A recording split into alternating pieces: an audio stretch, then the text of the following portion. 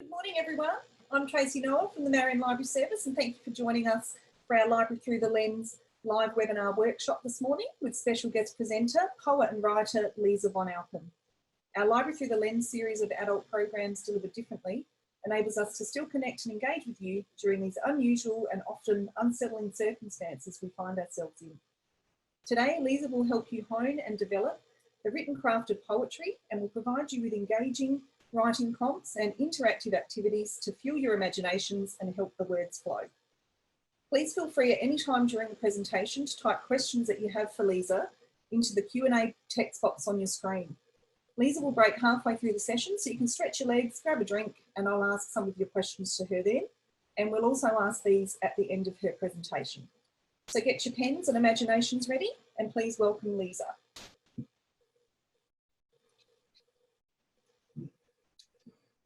Okay, good morning everyone. I hope you can all hear me. If you can hear me, can someone please just post yes in the chat or a nice friendly hello Lisa. Hopefully this works. Excellent. Hello Vicky, thank you very much. Hello Phil. Hello Brittany, nice to see you again. Well, see you I suppose. Hello everyone. All right, excellent. I think we'll get started then.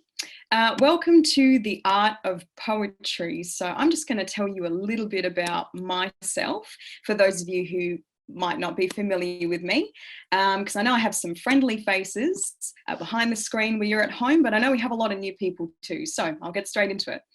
My name is Lisa von Alpen. I'm an English and History high school teacher. I also specialise in women's studies, but that's a little bit niche, so not a lot of schools teach it, but that is another one of my specialties. I am a written and a slam poet. Slamming just means it's like a contemporary form of theatrical reading of a poem. So I'm one of those poets, a bit eccentric, but nevertheless, I do love it. If you are familiar with my online presence, which is growing and I'm very pleased with, I'm also known as Lisa Jade, which sounds like a first and last name. It's actually just my first name and Lisa is my nickname, so to speak. So you're welcome to find me and connect with me on Instagram. I'm always willing to help a fellow writer out and I do love reading things that you post. I just think it's really interesting, everyone's unique styles. Other than this, if I was going to boast about myself any further, I'd probably say that I'm a young adult writer. I did edit previously for the Empire Times through Flinders Uni, and I'm a previous editor for Tulpa magazine as well. So let's hope that I know my stuff by now. I'd want to hope so. Okay, so let's just go to the next slide. Beautiful.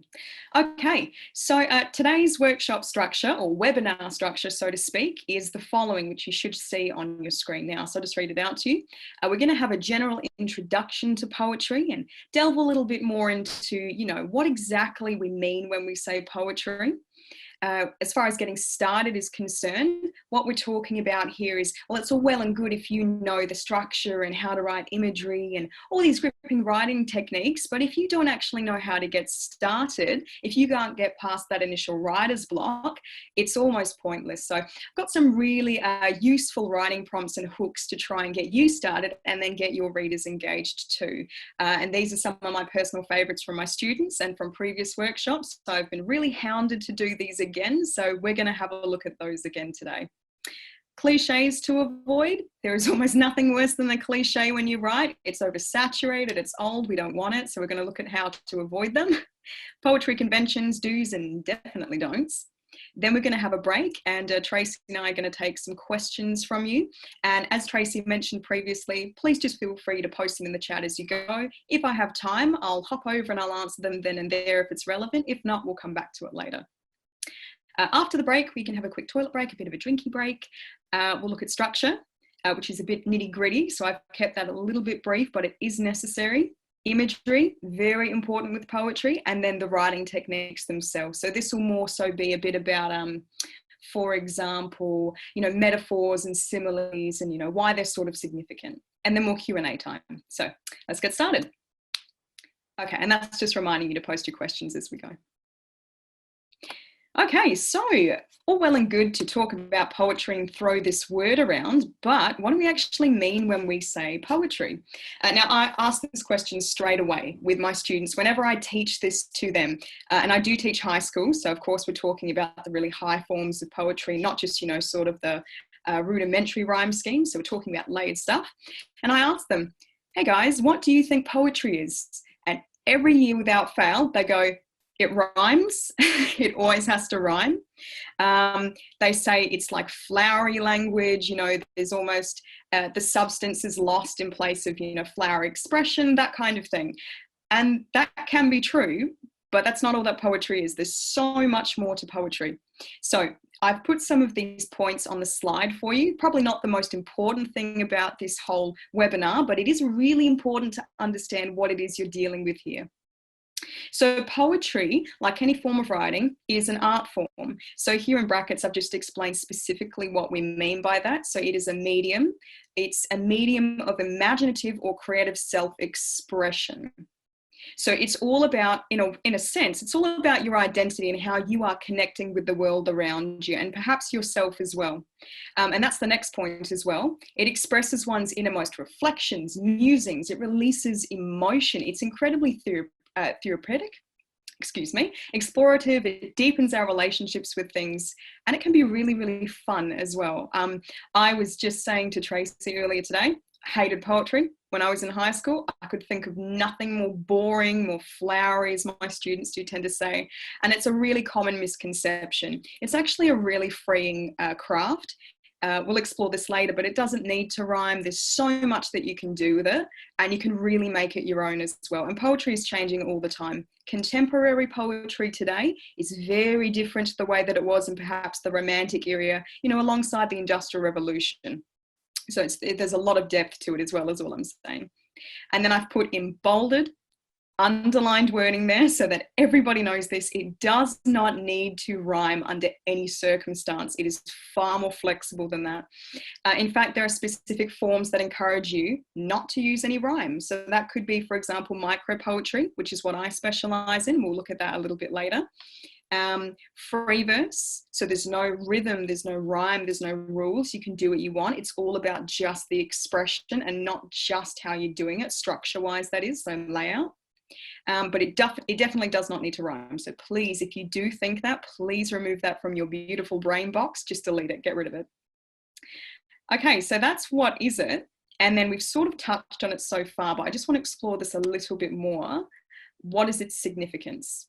So we know that it's something that we can use to reflect. For a lot of people, it helps them get through really tough times, myself included. It's really helped me throughout my life. And I've really had some beautiful moments last year and this year as well, where I've had some of my students go, oh, Miss V, I actually really enjoy this. I've had, you know, like year 11 boys that are, nah, Miss V, I'm not really interested in that. They'll turn around and they'll be like, oh, actually, this is kind of cool, Miss V. I kind of like the way I can express myself. And then they'll never let anyone read it, but at least they'll tell me about it. So I know it's made a bit of a difference. So that's good. So that's how it's really powerful as well. But there's so much more to it. It educates and enlightens. It's a really interesting way to deliver a topic on something. It can soothe and heal, as we've already discussed. It can challenge you, not just the readers, but you, because it is a balance of a lot of techniques. It takes a lot of skill to write a good poem. Almost anybody can write a poem because you can do free verse and then it doesn't need to rhyme. So that's really flexible, but it takes a lot of balance to write a really enriching poem full of these techniques. But that being said, it's also the 3 Fs, and I've written that down here: flexible, freeing, and fun. So that is what we're working with today. Very important to understand. Okay, so why do I hold poetry in such a high regard? I'm going to shamelessly self-promote my micro poetry because this is a common misconception. All of this that you're seeing on the screen is probably half of what I've written and then posted online. They're screenshots, so you won't be able to see them properly. But as you can see, I combine a lot of my poetry with photography because they're both an art form and they're both something that invoke that emotion. But what I usually do is I'll put the little micro poetry there. So micro poetry, just to clarify, is a really, really, really short poem. It's almost like a haiku, which we'll look at later, but it doesn't have the set syllables per lines. So it's just a really short, brief excerpt of prose. And then when you swipe on Instagram, if you are familiar with that, you can swipe pictures across, then I put the full poem there. Now, micro poetry is very popular in today's society, so contemporary society, simply because, and this is the truth, People have very short attention spans online. So it's actually a really good way to hook them. And then maybe if you do have a longer piece of prose in the caption, that's a good way to get them to read more. But this is a good way to hook people.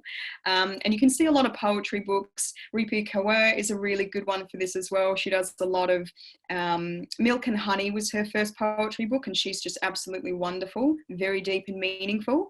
And she does micro poetry the whole way through. So this is another one to flag as well. Common misconception, this is still poetry. It's just very, very short. Okay, so now that we've had a full context and background of everything, now it's how we're going to get started. It's how we're actually going to start putting those words onto a page or a screen, depending on what you prefer with your craft. So now there are a couple of things you can do to get started. These are just 3 of many, and these are the ones I found work the best. 2 of these we're gonna, hopefully it'll work online. I'm sure it will. I've tried it out and it seems to work well with my students. So I hope it will work well with you. We're gonna try, I think, 2 of them today. And if we have time, the 3rd one, but we'll aim for 2 at the minimum. And these are ways to really, as I've said, really get the words flowing. And it's also really fun. It's a fun way to look at starting poetry rather than thinking, oh, this is so daunting. How do I craft something that has emotion, has the imagery, is gripping, I find interesting, stays true to my personality. And these are good ways to still stay true to those things as well. So let's have a look at these writing prompts. The 3 we're going to look at today include the experience cube, which is about imagery. Imagery, by the way, I'm using a lot of terms today, but I think I'll stop and explain some just because there's no way that you would know everything that perhaps I would know, being a super mega nerd for poetry. Imagery essentially is using words to paint a picture, hence why it's called imagery. So we're not talking about literally a photograph, although in some of these exercises we are. We're just talking about how we can use words to weave the image up here. So hopefully that makes sense. The second one that we're going to look at is visual to verbal or written, which is concerning imagery and emotions, 2 very important things to balance in poetry. And then the 3rd one is show, don't tell, which is basically mostly centered around the emotional aspect as well. Okay, let's give them a go. I do hope you enjoy them because I'm a very big fan of these. And I'm sure a lot of you are familiar with this, but I've tried something different with this same activity today. So let's go to this exercise. I think we'll spend about 5 or so minutes on this one. This is a really popular brain strain activity. It's a great way to just start those words, pumping and flowing in your brain. This is called the experience cube. So it's to provide that rich imagery, that rich description in a scene. So you have a scenario and then you'd have this image cube, this imagery cube, this experience cube. And as you can see, if you look at the cube, you should see a blue sort of rectangle on your screen. And in the middle of that, it should say the senses. And then there are 4 boxes that surround it, which ask you, what can they? So they would mean you. It could mean the main character in your poem, which is called a speaker. So the speaker of your poem. What can they or you see? What can you hear? What can they feel and touch? So feel is like just the emotional base, and then touch is the physical aspect of it. And then what can they smell and taste, which is often sort of related. If you smell like a really strong scent, sometimes you can taste it. Like if you go down to the beach, you can smell the salt, sometimes you can taste it as well. So this is a really good way to flesh out a scenario. And so it's good not just for poetry, you can do it for songwriting, you can do it for narrative writing as well, so memoir pieces, fiction, non-fiction, depending on what you're doing. It's a very good way to grip a reader and for you to do it too. If you're doing a longer poem, this is a really good way to fully immerse a reader in the scene as well, and for you to dive into it. And you can always dial it back later if you want to as well. So here is your scenario that I would like you to try. It's on the screen for you. Using this cube, this experience cube, imagine that your speaker, so the main character in your poem, is lost in a vast forest. Now, I'm not saying what kind of forest because I want you to choose that. It could be a rainforest. It could be more of like a woodland forest if you prefer as well. You can change that to woodland if you wish, or anything. It could be a forest in Canada. It could be a forest in, wherever you want to. The Amazon forest, who knows? It's completely your imagination. And what I would like you to do, if you are comfortable, is either brainstorm yourself outside of the chat, or feel free to post in the chat as we go. So what I'd like you to do is take a few minutes and then we'll talk about it.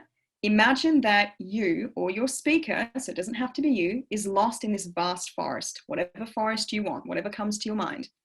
Please tell us what they can see, hear, feel and touch, so emotion and physically touch, smell and taste. When you do this, it's really important that you try to use rich adjectives, so describing words. So it's all well and good for you to say something like the trees. But what kind of trees? Are they green? Are they dying? Is it autumn? You know, use that rich kind of language to the best of your ability. Okay, what I might do is I might just give you maybe 2 to 3 minutes and I'll hop onto the chat. So if you guys want to post as we go, I'm happy to interact with that, but I might just be a little quiet so that people can focus. So 2 to 3 minutes and post in the chat only if you are comfortable.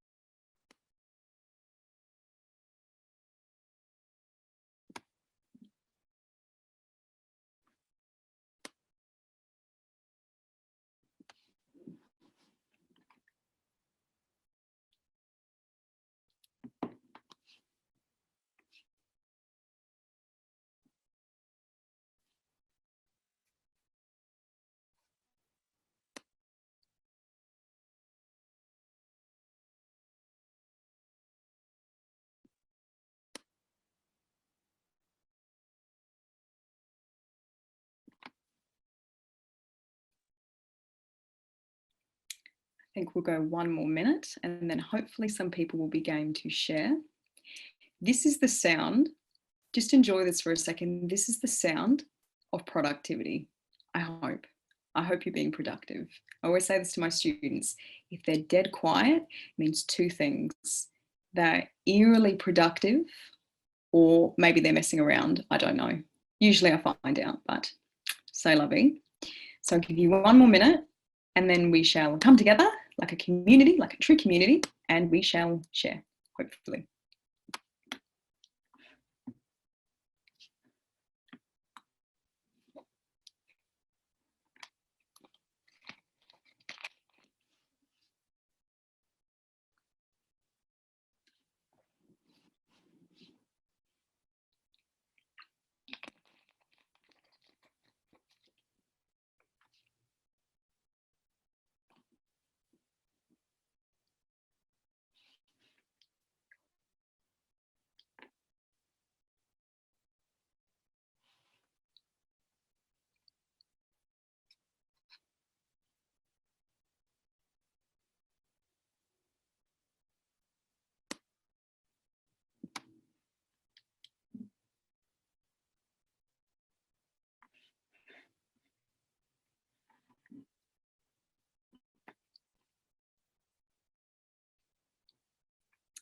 Okay, I think we might start joining together now. Oh, I can see Julie. Julie is already posting in the chat. This is really good.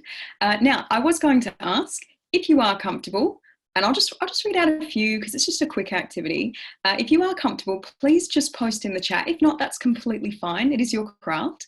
And tell me what you interpreted this to be. So you might have interpreted this to be a metaphorical forest. That's absolutely fine. It could be literal. It's up to you. That's the great thing about poetry. It can be abstract. It can be literal. It's completely your craft. It's your style. Oh, the chat is blowing up. Let's have a look.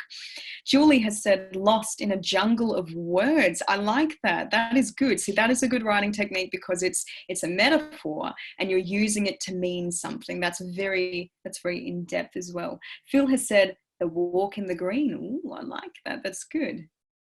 Yes. Phil has also said, in midst forest vast, an air of osset growth. That's okay. Doesn't matter if you pressed enter too soon, Phil. I still am quite impressed with that. I'd be very happy if a student came to me with that. Good, I like that. So what you've used there, little plug-in for you. I'm sorry, I'm a very big nerd. I love this kind of stuff. Phil has used enjambment here. So that means that there could have been a full sentence, but he's cut it off halfway and jammed it below, which actually causes the reader to read to the next line. It actually forces their attention to be cut up. So that way they think, what's going to happen next? That's called enjambment. I'll just put that in the chat for you in case you want to find that later. Enjambment. Okay, Julie has said, oh, let's have a little read. Like rough branches, as I try to get my hearings, find my way through the tangle. Each step takes me deeper into dread until all I want is to get out of this frightening forest of failed imagination. Well done, Julie. Lovely stuff. I like this. I like that you've really taken this into your own interpretation. See, I took this very literally and I thought, oh, yes, green trees and ancient skeletal branches, that kind of thing. And you guys have really taken this on a metaphorical level, which is so perfect for poetry. Excellent stuff. Excellent stuff. That's all good. Okay, lovely. All right, I think I might move on. I love that you're all posting. This is very good and engaging, but I think you get the point. I will just point out that I love that a lot of you went, yes, okay, I'm going to put in these adjectives, I'm going to put in these verbs because that makes something richer. So I'll show you how this works. Some potential answers for a literal interpretation, for example, could be what's here. Now, you could see, for example, leaves dancing. Skeletal branches swaying, twisting, rain dripping, a sea of ruddy dying leaves, that kind of thing. And if you have a look at the little arrows I've put around the place here, you'll see that a lot of these are actually quite gripping, imagination invoking, verbs. They're really strong doing words. We have adjectives, which are the rich describing words. And this will really paint a picture, which is what a lot of you were doing as well. So that's very good. Here, you could hear perhaps the branches cracking and creaking, the wind moaning, birds warbling noisily, that kind of thing. And then touch could be damp, mossy earth, smell, slick moisture, the stifling humidity, depending on what kind of forest we're talking about here. Because I tell you what, I've been to Cairns. It's not like a forest down here. It's very, very warm and a little bit overbearing, but it's absolutely beautiful. The sound is like nothing I've heard before. Absolute cacophony, but an orchestra nonetheless. And taste, for example, depending on the weather, could be your hair is strewn against your teeth and you can taste the, I suppose, whatever's in your hair or the breeze. The thick moisture hanging like a low cloud, that kind of thing as well. Now, please do flag this particular slide. Just try and remember some of this stuff because we're actually going to come back to this later and I'm going to show you how writing techniques plays a really important part in this exercise as well. Okay, so well done to everyone. Good stuff indeed. We're going to move to the next thing now. I was very impressed with how that went, so good job. This one is another brain strain activity, which we won't spend too long on, but I do want to just sort of plug it in for you because it's very, very useful. So on the slide here, I've pointed out in bolded wording, and I'm sure you already know this, that we are highly visual creatures. That is always why I have a PowerPoint when I present, whether it's to you guys, whether it's to my students, because we get bored really easily. Words are sometimes not enough to get us started. So what you can do instead is, if you are, especially actually, if you are thinking of a particular memory that invokes that emotion in you, or if you're thinking of a particular scene, I've said this in so many workshops because it really does work. Google a photo that's like what you're thinking of. Look at a photo, if it's not too painful for you, to write your poetry based on that. Because remember, what you're doing, we're not going to see this photo. We're not going to see exactly what it is you remember. It's your job as a poet, as a writer of your craft, to really paint this picture for me, which I've never seen. So you have to do that with language. And I think that's absolutely magical, this ability to just weave a story with nothing but your words. That's just incredible. But again, I'm a big poetry nerd, so c'est la vie. So I'm going to show you 2 photos.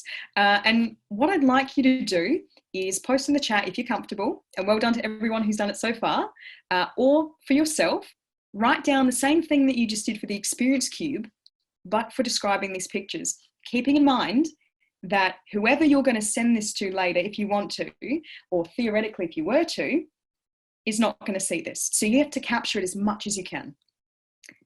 Okay, here's the first image. So what you want to think about, and please feel free to post as I'm talking, is the emotion in this. Because when you describe this again, if you don't describe it to the T, a lot of this is lost. If you tell me the emotion but not the color, I don't get a full sense of the tone. If you don't tell me the body language, if you don't tell me the positioning of things, I can't imagine it the way that you want me to. So if you want to recreate this image with nothing but your words, you really need to build it up. So I would love to see what some of you have to post. I don't have any examples on the slide after. This is entirely your interpretation. So I'll just have a look at the chat now and see if anyone's posted anything. This is a little bit of a trickier one in a way, because you have to really think about and be concise with your words, because you don't want to get lost in too many words, but then you don't want to have too few, because then you don't fully capture the essence of the image. I'm excited to see what you post. This always becomes a really interesting one. The last time I did something similar with this in a previous workshop, people took I love metaphors, they took a really metaphorical sort of symbolic level, and I think you can do that with a lot of images. Oh, Vicky has said sitting in sensuality. Interesting, that's good. That's a good interpretation, I think, because a lot of people, when they see this straight away, would think, black and white, turned away from the camera, probably sadness. But here we have sensuality. Nice, Vicky, well done.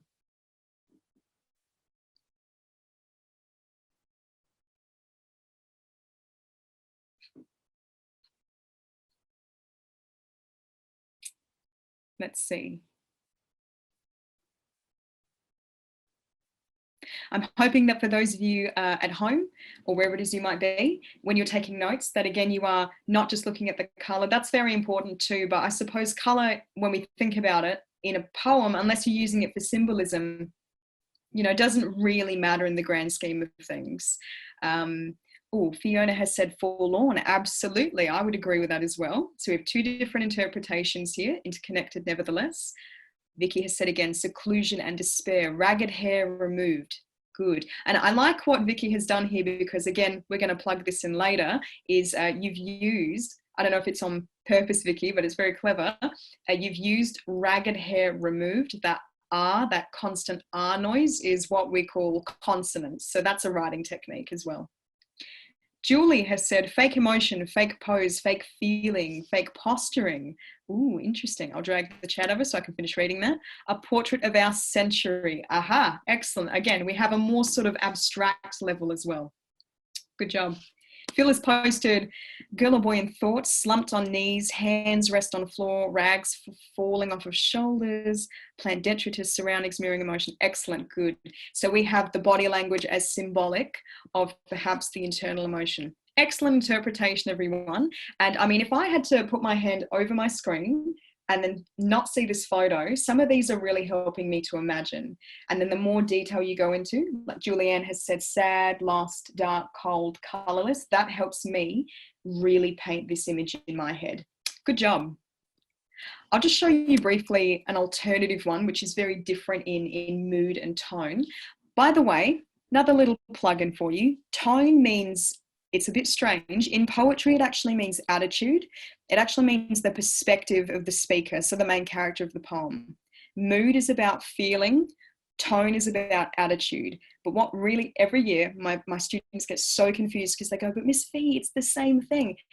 And it sort of is. It's a bit of a stitch up because mood is feeling and tone is attitude, but attitude includes the feeling. So when I say the tone and the mood of this photograph is very different to the previous one, you can see, not just because of color contrast, but because this one, a lot of you said sort of despair. This one invokes perhaps a feeling of the very opposite of the previous image, which Beth has just said, exhaustion and failure. Absolutely. This one is hopeful. This one is dreaming, wondrous, appreciation. It's very different. It's very, very different. So in a sense, we have a visual oxymoron here. So we'll go to those later as well. All of these beautiful things you can learn to do really good poetry crafting. But an oxymoron essentially is two different things that are put next to each other. So perhaps this is a feeling of forlorn and despair, but this is hope and this is dreaming. So this is a really good exercise for you to do as well.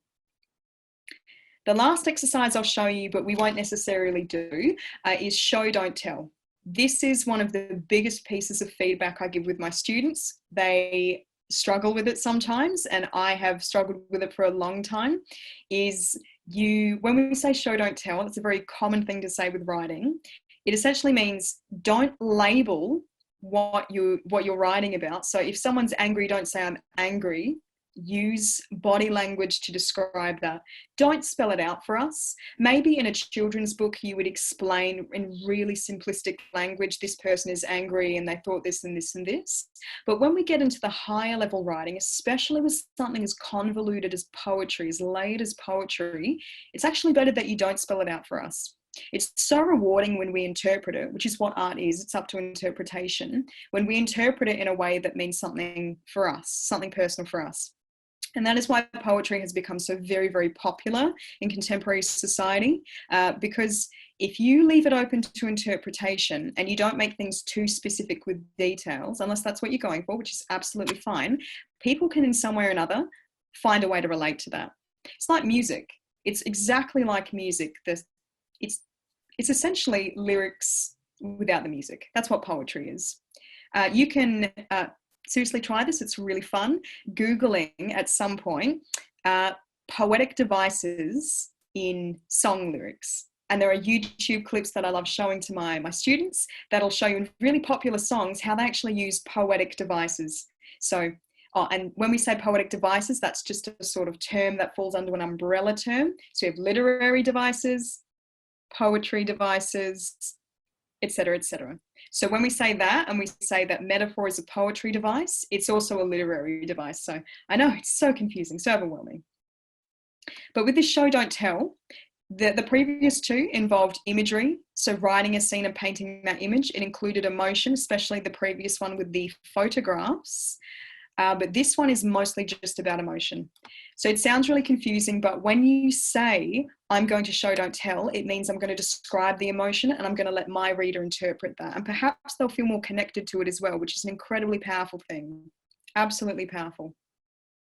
So for example, you wouldn't write something like, I was hurt, but I healed.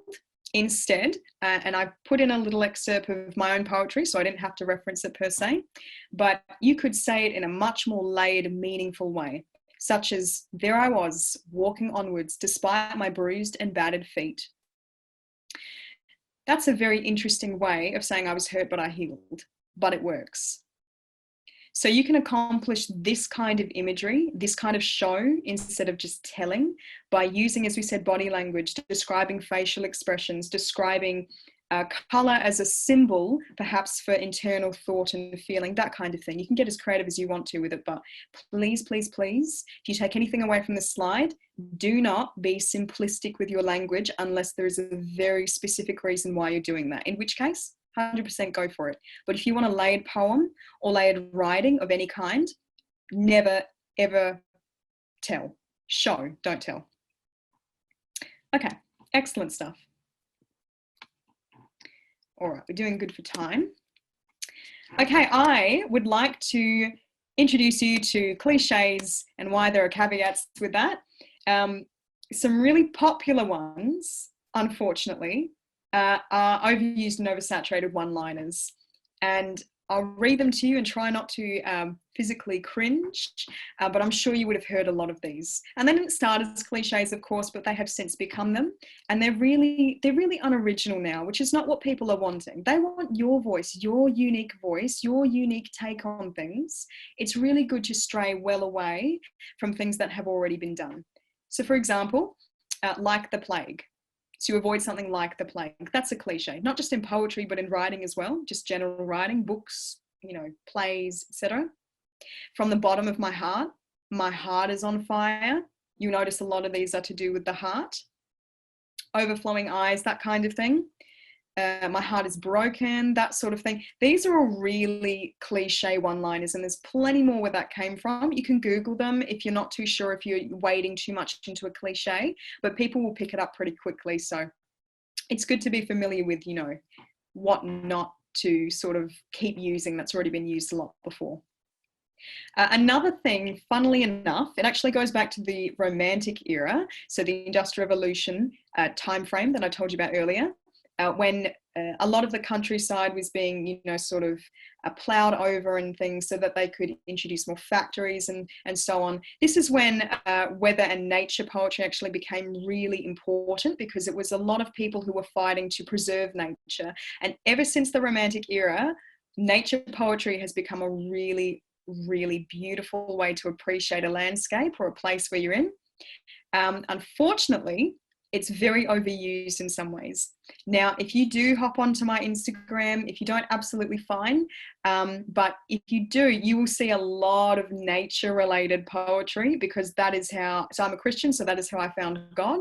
So it's very important to me. So I hold it in a really, really high regard. However, I do try to be as unique as I can, simply because it's so overused. So you want to be as unique as possible. So if I could give you any advice, I would say be very careful with the metaphors that you use about nature and the weather, because so many have been used before. What you want to do is be as unique as possible. So it might even pay for you to Google common themes to do with the weather and nature. So we often have, it goes back to that oversaturated one-liner, overflowing eyes. So you could say, there are clouds about the eyes, that kind of thing. Be very, I suppose, as specific as you can. Because if you're a little bit broad, you risk wading into what has already been done before. So it's just a bit of research, really, if you're not too sure. Another thing that's a cliche is the ABAB rhyme scheme. So this is a little bit confusing, but as I read it, I'm sure you'll understand what I'm talking about.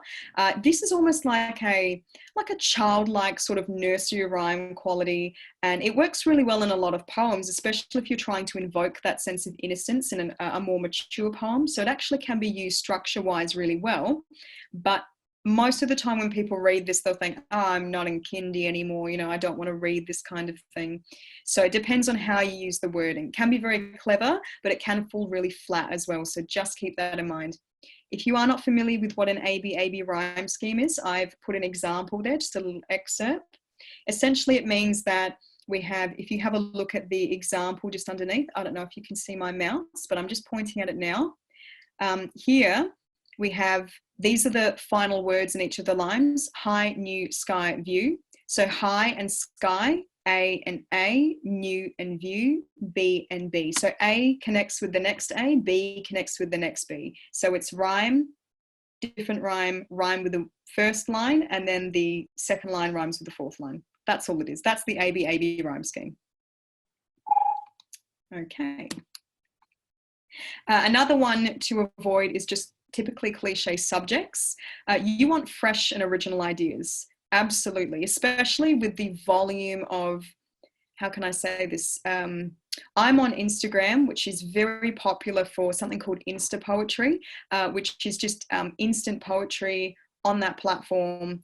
And I think a really overused topic, which I actually really try to steer away from, is the lovey-dovey sort of romance. You can do that by all means, but it really, it can be very, very cringy, because as you explore it, you think, oh, everyone writes the same thing. So that's where you want to have that fresh new idea. So love is not a cliche subject in itself. It's just how you deal with that subject. So you can flip it on its head by all means. It's just taking your own, again and again, your own unique style and voice. So embrace what makes you a unique writer, essentially, is what I'm saying. Okay, so some of these topics that include, the actions that are really quite common in this regard include looking at a photograph and remembering a fond memory. That's a cliche used in a lot of poems, and you can do this really well if you put that unique spin on it. So by all means, you can still tackle these cliches, but you have to kind of flip them on their head, so to speak. Another one, which is sad for me because I actually love doing this. So I suppose I'm a bit of a cliche.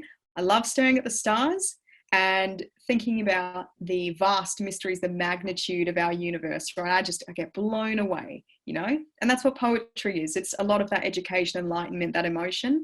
And if you take that spin, you can make this cliche not so cliche, but you have to be very careful with the way that you do it. I've got a really big problem with the next one, so I'll try not to be too biased, but a sad girl who is romanticized. This is actually really problematic, and I'd just like to flag this for you here. You have a lot of power as a poet to sway someone's opinion, and it would be a terrible crying shame if you use that power for anything bad. Now, when we talk about a sad girl who's romanticized, this is very popular on the internet. It's very popular, sadly, in today's society. Sad girl is the issue here as well.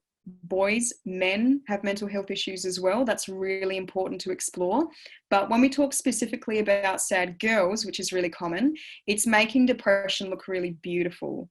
So I have a very big problem with that. And I always say this with my students: you be very careful what you write about and the way you write about it, because every word counts, every syllable counts in your poem. And if someone reads this and thinks, yes, depression is beautiful, that it loses its severity and then people don't take it as seriously. That's just one example. But of course, everything is different, but that's what I'm just trying to say. This is a really bad cliche as well. By all means, please steer away from this. And then the last one is, I'm going down with a sinking ship, which is an analogy for my failing relationship, that kind of thing. So just avoid these kind of things, or address them and maybe use it for satire or critique, or just flip it on its head and make it your own. But these are some really bad cliches, so you definitely want to avoid these. Okay, conventions.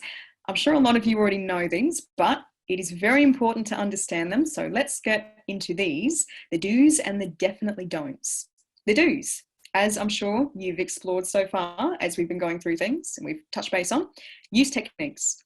Use literary devices, rhetorical devices, structural devices. They're all the same thing. It's just techniques is, as we've said, an umbrella term, and all these things fall under that, and we'll look at them all later. You should have structure or lack of consistently. So this is to do with form, and form is simply a type of poem. So a haiku, a sonnet, free verse, that kind of thing. So if you have structure, keep that structure consistent, or it doesn't actually become a sonnet, or it doesn't actually become a haiku, or it doesn't actually become this, this, and this. Or don't have your structure and have that consistently, which would be free verse, which could be micro poetry, and so on. So we will look at that more later as well. Include emotion where appropriate, absolutely. This is why people sometimes don't like poetry. It's because there's nothing personal about it. And if there's nothing personal about it, if there's nothing raw and real, how can you expect your reader to relate to that? So I really struggled with that at first when I started writing, because I thought, this is really personal to me. I don't really want to share this. And by all means, you don't need to. But if you don't give a lot of people something emotional to connect to, it loses its impact, I think. So emotion can be a very powerful tool to help people engage with your writing, and to help you go through perhaps a cathartic release if you're going through a really difficult time. A lot of people are currently, and poetry can be a really good way to sort of deal with that emotion, almost like personal therapy. It's a beautiful thing. Now, the don'ts. I know you know a lot of this so far. Don't use cliches unless it's to critique them. Don't be incredibly dramatic. The only reason we would be incredibly dramatic in a poem is if it were for almost for comedic purposes. So if you risk being too dramatic, you actually lose a lot of the serious undertones of your poem as well. And it just seems to lack taste and flavour for a lot of people, and it's not relatable. So try to avoid being very dramatic. Don't overuse repetition. Repetition is a technique where you might say, for example, don't ever apologise for this. Don't ever feel like you need to do this. Don't. So the don't is the repetition here. And you can do that for as long as you want, but it's just a little word, it's don't. Whereas if you had 2 lines that you kept repeating every stanza, which is a paragraph in a poem, that's a stanza, that might be a bit too much. So you have to just, it's a fine balance, and you will get a feel for it the more that you write. Trust me, you will. It's just sort of a bit of trial and error, and there's nothing wrong with that at all. The last thing I want to say, definitely please don't ever do this. Don't ever write just to complain, belittle, slander, and so on. I'm sure nobody today who's gifted their time to come and make the effort to hone their craft with poetry would ever do this. But I do see a lot of people doing it on the internet as just an outlet. And essentially, it's just an angry letter. It's not actually poetry. It doesn't suit the purpose of poetry, what we touched on earlier. So if you ever see any of your fellow writing friends trying to give this a go, tell them it's not actually poetry, so don't call it poetry. Okay. It's a little bit earlier for a break, but if we're all happy and if Tracy can hear me. Certainly can. Excellent. Okay. Tracy, could you please take it away? Sure. So thank you. A couple of questions here. One is from Kylie. So she wants to know, when did you start your poetry journey, Lisa? Oh, okay. Yes, I will happily talk about myself. Thank you, Kylie. My poetry journey started in high school, actually. I was actually severely depressed, and I had a really traumatic moment that happened in my childhood. And poetry for me was a whole other world. It was a gentler world. It was a raw world. And I loved reading. I've always loved reading, but never poetry. It was never, ever poetry. But poetry, let me put it this way. There are things that we feel in the world that are too abstract to describe in simplistic language. They're too metaphorical. They're too symbolic. They're too much. But poetry is one of these, it's just a beautiful craft where you make the rules. There are guidelines to follow, but you make the rules, and however you feel, you can find the words in some way. And it might take hours, it might take weeks to write a poem that actually emulates how you feel, but poetry is a really good way to, I suppose, work through that particular emotion, and it really did help me. By the way, guys, I don't know if we said this specifically, but feel free to go to the toilet now if you want to and grab a quick drink. This is when we're doing the question time as well. Thanks for the question, Kylie. That takes me back a little bit. That's great. Fiona wants to know, could you recommend any books of poetry or authors to get started reading poetry? Yes, yeah, absolutely, Fee. I can absolutely do that for you. I will admit I'm scared to stand up to go get my poetry books because, as I'm sure a lot of you are doing the same thing, I'm half in my work clothes and half in my pajamas. So I'm happy to walk over and hold some up to the camera if you so wish, but please do not pass any judgment. We're all writers here. We can be a bit eclectic. So I'll just go get some for you. They're wonderful. And I'm happy to, if you, later I'll show you my email address at the end of the whole PowerPoint, and I'm happy to recommend you even more as well, because I don't have all of my books here. So just really, really quick.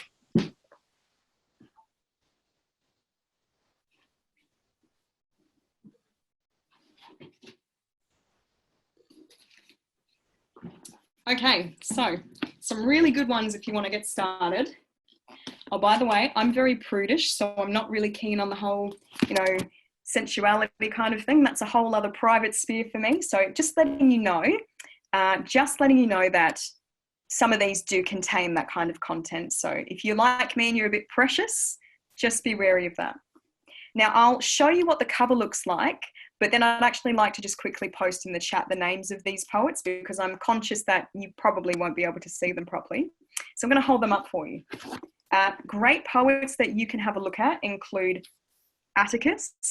He's actually from Instagram. So same platform as me, Atticus Poetry. And that's all we know about him. He's actually very mysterious. No one's ever seen his face. Ooh, that feeds into the whole poetry thing, doesn't it? But this is his first book, Love Her Wild. Now, This is a very unpopular opinion. I love Atticus. I think he's a little bit pretentious sometimes, but it's not often. It's just with a few of his pieces, but he's fantastic. So this is Atticus poetry. Love her wild. So I'll post that soon as well. That's Atticus. If you're looking for something a bit softer, but still a bit raw in areas, Gemma Troy, if you can see that. I know it's backwards, but this is just what the cover looks like. Gemma Troy poetry is actually an Australian poet. And she's also from Instagram. There's a common theme here. And she's very down to earth, but she's very sort of, as you can see, really sort of nature themed as well in her own unique way. So there's Atticus and Gemma Troy, and I will post these in the chat for you. What else do we have here? Fabulous. She's a poet, but she's also like a talks person. So you'll find with her books, it's like prose and then some poetry. But Cleo Wade, Heart Talk, this is her first book. This is a really good one as well. Absolutely fantastic. She's very, very powerful in the way that she says things, and I'd fully recommend her. Another person I would recommend for you, who's only just published, she's actually one of my friends, plug. She is very, very powerful with her writing. Her name is Camilla Tolnoy, and she's just brought out, which I'm waiting for mine to come in the mail, I'm very excited, The Moon. So that's her first poetry anthology. So that's Camilla Tolnoy, and I'll post that in the chat as well. And then I think if I had to recommend one more to you, and there are so many, honestly, if you'd like more, please do email me because I couldn't get through them all now, is Rupi Kaur. She has to be probably one of the most popular poets of contemporary society. At points, it does feel like you're reading a teenager's diary, but not for long. She's very in-depth with the way she thinks about things. She's had an incredible journey. By the way, if you are not very good with abuse, just be wary that her poetry does explore a lot of her childhood. So just keep that in mind if that's a little bit of a trigger for you as well. But she is an excellent poet. So I'll quickly post these in the chat, and then we will go to the next questions because we've had a little bit of an early break, so there's more question time. So we'll put in Rupi Kaur. And Tracy, feel free to keep reading. Oh, sorry, go on. No, I will read the next question then. Vicky has two questions, so I'll pop them together for you. So she wants to know, is it frowned upon to still use stanzas, or should we mostly use free verse like story poems? And she also do micropoems always have a longer version? Excellent questions. Thank you very much. So I'll go to the micro poetry. No, not at all. So that's a unique thing that I try to do, and a lot of poets also do online. You don't have to have your micro poem and then have, for example, in a caption on a post, or just if it's not even on social media, you don't need to have a follow-up to that. It can just be literally 4 lines, and that's your whole poem. I actually have a screenshot of an email a student sent to me. One of my beautiful Year 12s, she had a little bit of a rant. She goes, "Miss Van Alpen, I don't understand how 4 lines can be a poem," and we'll explore that later. But yeah, it definitely can still just be that poem. You think about a haiku, that's a Japanese form of poem. It's only 3 lines. That's a whole poem. And it's actually really tricky to do because you actually need to pack so much into this short poem and make your readers feel something. It's actually a really big skill to have. So to be so concise with your words, I suppose. So yes, you can just leave it as it is. You don't need to have more attached to a micro poem.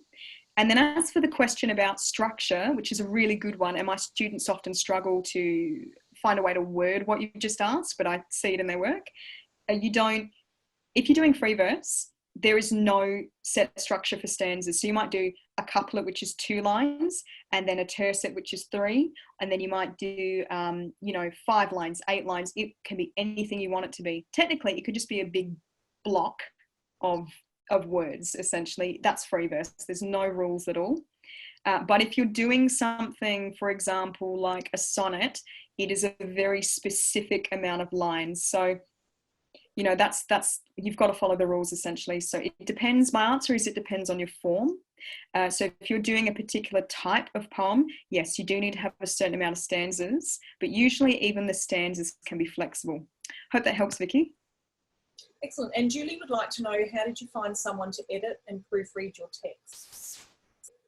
Okay, so, Julie, I'm not sure if you're referring to my Insta poetry or if you're referring to just what I do for my writing, because for my writing itself, I'm very experienced with editing, so I just do all of my own editing. But when I started out, literally just peers who enjoy writing. Writing is a very communal activity. It can bring people together. It can tear them apart if you have really strong opinions. So my advice to you would be really, really connect with writers. By all means, if anyone is comfortable, you're welcome to post your email address in the chat. If you want to connect with other writers, connect with each other. This is a community-based thing, and I fully encourage that, which is why if you reach out to me on Instagram, I'm more than happy to talk. If you email me, I'm more than happy to help. It might take a little while to reply sometimes, but yes, that's the whole idea of it. We're in this together, even though it's an individual craft as well. So peers can help. Microsoft Word is most often, it's a decent editor, but it was a lot of experience for me. However, you can actually find editors. You'd have to be very careful about this because there are some scams, but the more credible it looks, you can pay editors to edit your work if you're thinking about seriously, self-publishing or submitting to a publishing house or going for a literary agent to represent you at a publishing house, which is most common now. Those kind of things are available to you, but they cost a pretty penny. So that's something to keep in mind as well. Excellent. So we've got one more question for this break from Kylie. So she asks, are you looking into publishing your own work soon? Yes, I actually am. It's funny that you asked that, Kylie. I am. I've actually just paid an illustrator from Germany who specializes in line art, and I'm just waiting on the process of getting those illustrations through. And then hopefully, I can't promise anything because my life gets so hectic with my wonderful job, keeps me very busy. Hopefully within, I don't know, maybe the next 6 months, I might look at self-publishing through Amazon. And I think the title you could probably, I don't think it's going to change. The title you could keep an eye out for. And don't worry, I will flood my Instagram with this when it comes out. It's We Bleed Colours. So the hashtag would be WeBC or We Bleed Colours. So that would hopefully be out in the next 6 months. And I would absolutely love any feedback that you have to offer on my page as it is. So thank you for asking. That's a very kind thing to plug for me, I suppose. Excellent. Yeah. So that's all the questions we have in that Q&A box at the moment. So Lisa will be taking more at the end of her presentation. So I'll flick her screen back to PowerPoint. And Lisa, when you're typing your recommended authors of poetry into the box for everyone, just use your drop down box next to 2 and change that to everyone if you can. Excellent. Wonderful. So all panelists and attendees. Yeah, so then everyone can see it. That would make a lot of sense. Well, I will quickly put them back in before I forget. They're so good. Omar, yes, I'm not too familiar with him, Vicky, but I have heard really good things. So I'll have to perhaps look at him a little bit more, I think. All right, Ripa Kawer, Cleo Wade, Camilla Tolnoy, Gemma Troy.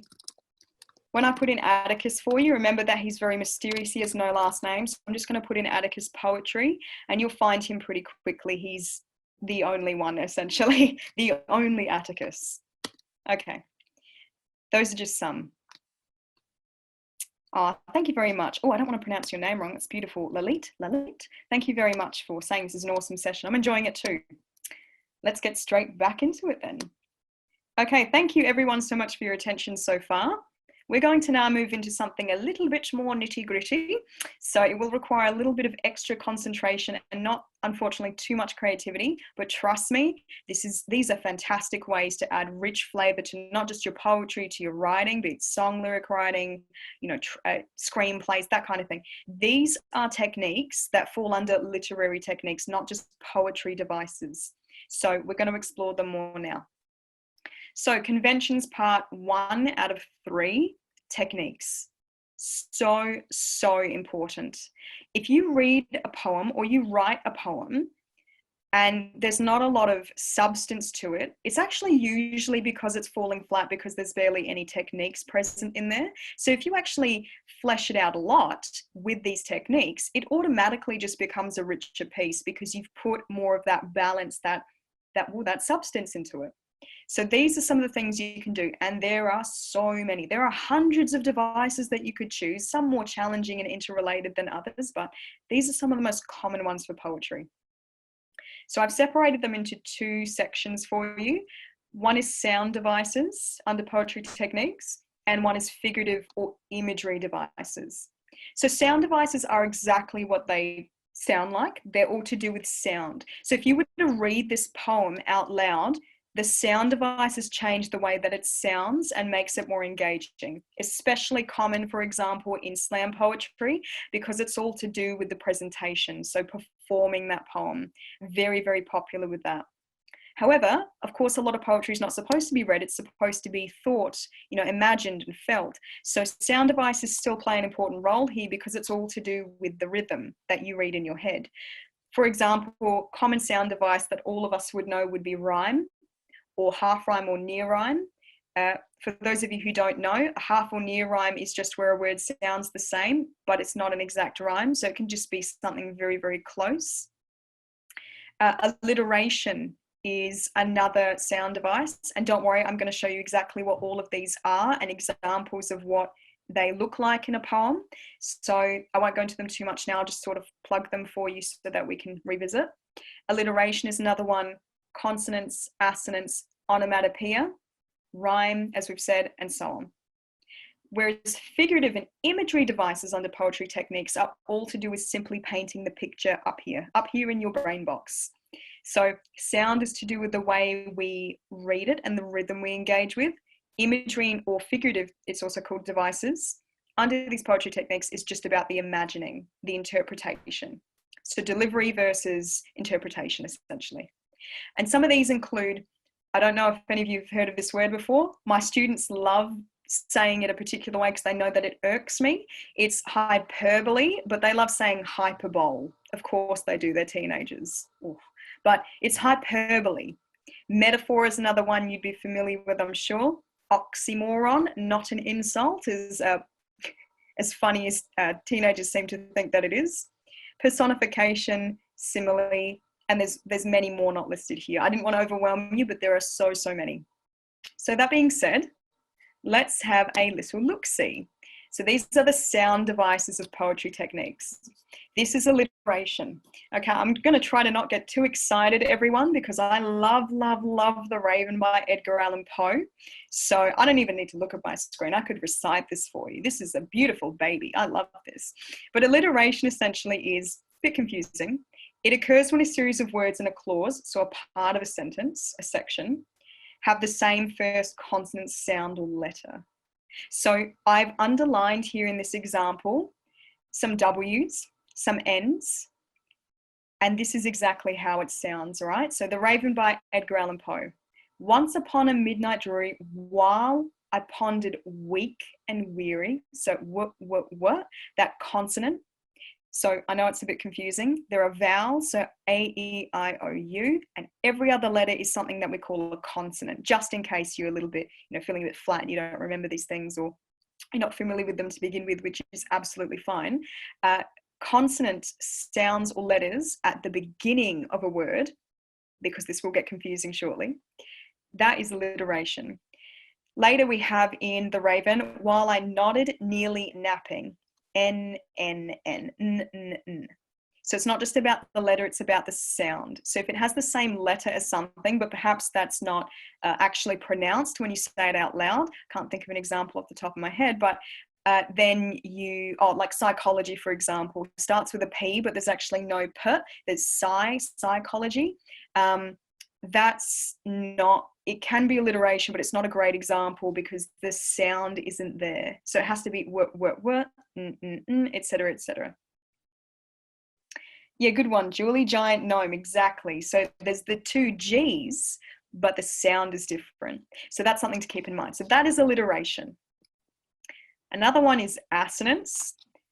This one is to do with, so it's vowels. So think of the word assonance. The A is a vowel. So we know that assonance is to do with vowels. And assonance and consonants are very similar, and you'll see why shortly. I'll read you the definition for this one first, and then we'll look at the example. Assonance is a stylistic literary device. Ignore that. It's a poetic device. That happens when two or more words next to each other have the same vowel sound, but with different consonants. What does that mean, Lisa? Well, I'm happy to tell you. By Eleanor Fagian, cat, she says, cat, scat, out of her, sleeky, flatterer. Oh, I can't speak. And then she goes on like that.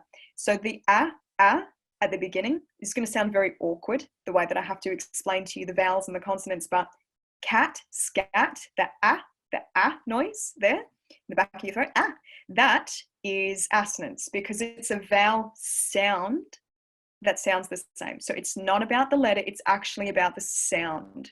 So that repetition like that, that's actually a powerful device as well. Consonance is exactly the same, but it's with consonant sounds. So instead of vowels, we have consonants. So for example, here we have by Emily Dixon, we have 'twas sooner when the cricket went than when the winter came. So then we have a lot of the, for example, we have the n's. So then when the winter came. So I haven't underlined these and I should have, but the n here, notice they're not at the beginning of the words. They're somewhere in between or at the end, which means that it can't be alliteration because it's not at the beginning of the word. So it has to be consonants. I hope that makes sense. It's a bit confusing, but I've put these three first because they're very related. Alliteration, assonance, consonants. Okay. Onomatopoeia is a very funny word. You will find that with this one, it's mostly in, how do you say, it's mostly in kind of, not basic, that's not the right word, it's like lower level kind of poetry. You'd have to do it really well for it to work in a more mature piece because it's, well, you'll see. So onomatopoeia is a funny word which actually means that it's a formation of the word that reflects and imitates the sound that it means. So for example, clang, bang, crash, splash, babble, belch, that kind of thing. That's onomatopoeia. And this can work really, really well for you. If you're saying, for example, babbling brooks or something like that, but then you risk that turning more into an adjective than just being onomatopoeia. So it's tricky, but it's just a bit of research and it's still onomatopoeia. It's just there are stronger examples than others. So that's what it is. If you ever wondered what, in comic strips, splash, crash, bang, that kind of thing, that's onomatopoeia in a comic, and you can use it in poetry as well. Okay, beautiful. And rhyme, I've put in an example here, but I haven't put a definition because hopefully we all know what rhyme is. It's words that sound the same close to each other, either in a sentence, at the end, can be at the beginning as well. Oh, fun fact, if a rhyme is in the middle of a line, we call that internal rhyme. There's all these names for things, you see, which only a nerd like myself would bother to remember, but I do love it. So those are some sound devices. But we also have a lot of imagery and figurative devices, which personally I favour much more than sound devices. But that's simply because, which is funny because I like to slam my poetry, but I feel like it's just more relatable. It's not just about the delivery and, kind of showing off, which by all means, please do. It's a beautiful craft. But I think it's more about that interpretation element as well and the emotional aspect. So let's have a look at some of these. We have hyperbole. We have its extreme exaggeration. It's extreme exaggeration. So for example, if you have a teenager or a teenager, or perhaps you were a teenager once, and you said statements like, oh, I could die if I don't watch the last episode of Neighbours, not that it ever ended, but that kind of thing, that's severe exaggeration. It's being incredibly dramatic. So that's hyperbole. I do have an example here for you about homework, just as a teacher. I'll read it for you really briefly. Again, this is not really high level poetry. It's just to give you examples of what it looks like. I'd rather take baths with a man-eating shark or wrestle a lion alone in the dark, eat spinach and liver, pet 10 porcupines, than tackle the homework my teacher assigns. There is no way, I hope, that someone would rather do all of these things than just do their homework. So Here we call this hyperbole. Next one is metaphor. Oh, I do love a good metaphor. Metaphor is just a figure of speech. It is not literal, never literal. A metaphor is, as it says here, a figure of speech in which a word or phrase is applied to an object and or action to which it is not literally applicable. It's not a real thing. If your metaphor is actually literal, it is automatically no longer a metaphor. So just keeping that in mind. Now we had Emily Dickinson before, who's actually, that wasn't a typo, that's a different poet. This is Emily Dickinson, who you've probably heard of. This is part of her poem, Hope is the Thing with Feathers. She says here, hope is the thing with feathers that perches in the soul and sings the tune without the words and never stops at all. So here, hope is the thing with feathers. The thing with feathers and hope, they're interrelated, they're interconnected, and they're a metaphor for something very powerful. And how you interpret that, it's not just hope. I think with this poem, there's more flavor to it, but we won't get into that now, of course. But that's the thing. Metaphors can stand for a lot of different things. And if you do read my poetry, you will find, personally with me, I love using, as I said, nature as metaphors, but I also I'm sort of leaning more into colors as well now at the moment, and just sort of that borderline symbolism stuff. So that is a metaphor. Oxymoron. I will read you one of the most famous oxymorons in the world. It's by Shakespeare, good old Shakespeare, in Romeo and Juliet. Why then, O brawling love, O loving hate, O anything of nothing first create, O heavy lightness, serious vanity, misshapen chaos of well-seeming forms, feather of lead, bright smoke, cold fire, sick health, and so on and so on and so on, because he does have a lot more. As you can see, as I mentioned earlier, brawling love. Love is not supposed to be brawling. Brawling is a fight. Fight is conflict, but love is love, and you're putting them together. Oxymoron. We have heavy lightness. Oxymoron. We have serious vanity. Oxymoron. We have feather of lead, bright smoke, cold fire, sick health. You know, these things that are completely contradictory, but we put next to each other. That's an oxymoron, and it's used to deliver a really powerful point. I love a good oxymoron. However, here's another thing for you, just to make things a bit more interesting. You can have something called an extended oxymoron, which means that you have repetitive imagery of maybe one thing at the beginning of your poem, and then at the end you mirror that, but it's changed. So you might have a lot of love, and then you might have a lot of hate, or vice versa. Hopefully vice versa. And that would be an extended oxymoron. It's not if you do a word here and a word there, that's not really an extended oxymoron, that's just mirroring, but you can see what I mean. And you can always do more research for this as well, but another really impactful one for you to use too. So, next one is personification. I've given you a really, really common one here, which not a lot of people understand is actually personification. It's The Cat and the Fiddle by Mother Goose. So it's this nursery rhyme that we learn as kids, and then we don't actually understand that it's actually a very specific kind of literary, or in this case, poetry device. So, hey diddle diddle, hey diddle diddle, the cat and the fiddle, the cow jumped over the moon. The little dog laughed to see such sport, and the dish ran away with the spoon. None of this stuff would happen. Dogs can't laugh like that. Dishes can't run away with spoons. We are giving them human qualities. And that's what personification is. If we said that the sun smiled down at us, we're giving it a human quality. If we said that the wind is moaning, hint, hint about a previous activity that we did, that's personification. We're giving animals, objects, or abstract concepts, including things like death and life, a personality or human-like qualities, and that is what personification is.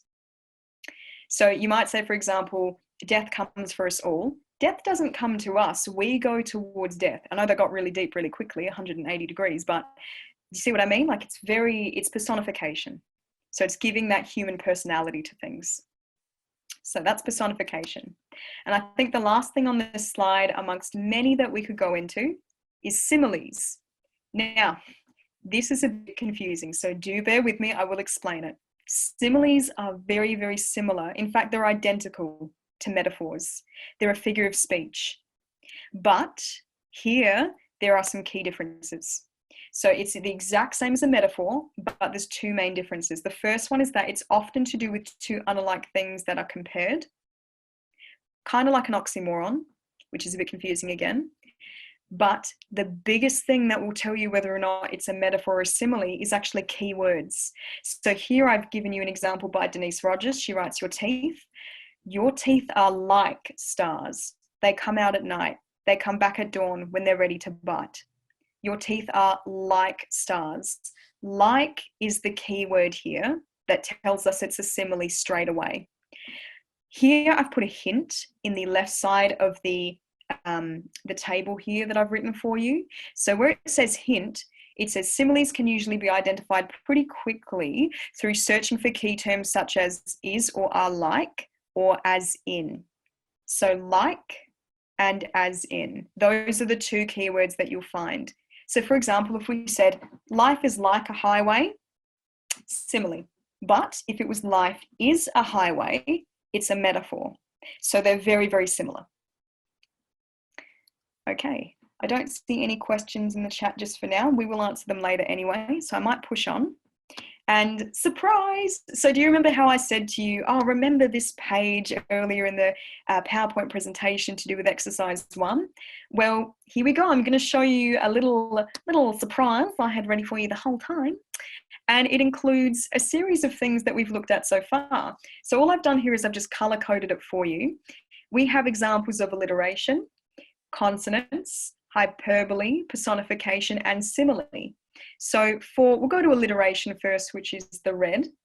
Under smell, sticking to one's slick skin. The S. The S is constantly repeated at the beginning of a word. We have alliteration.